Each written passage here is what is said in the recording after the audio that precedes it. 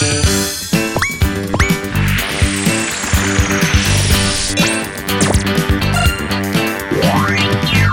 喜不贝亚。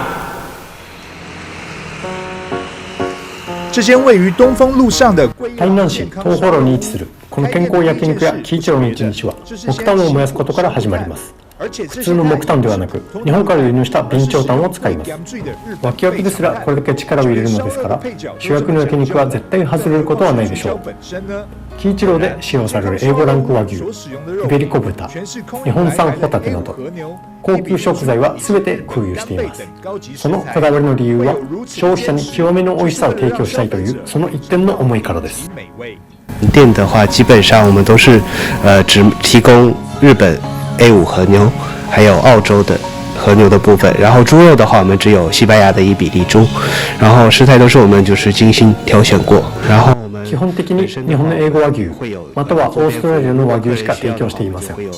豚肉もスペインのイベリコ豚だけ、野菜もしっかり選別したものを提供しています。余裕があればお肉の調理はテーブルでスタッフが行います。忙しい時間帯にはお客様に自分で焼いていただきますが、スタッフが各テーブルを回りサポートします。店のこだわりは食材とおもてなしです。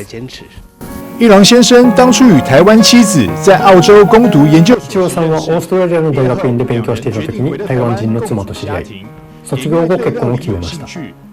料理に興味があり、また故郷の味を台湾人に紹介したいという思いからこの店を作りました。台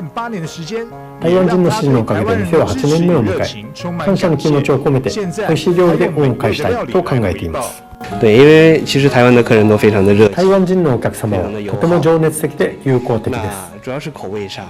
ただし好みや味付けに関しては台南市民は甘口が好きで、日本のような塩辛い味付けは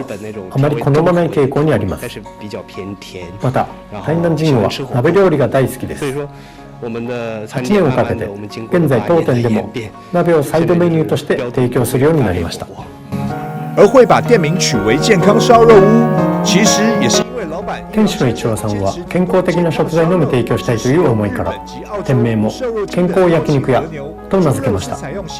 店で使用されている牛肉は日本またはオーストラリアの成長促進剤不使用の高級和牛、豚肉もスペインより輸入したイベリコ豚、海鮮類は天然放流の魚しか使いません。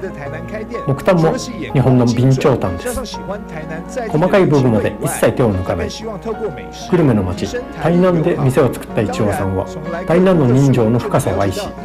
美味しい料理で日台の友好を促進したいとの気持ちを持って営業を続けています。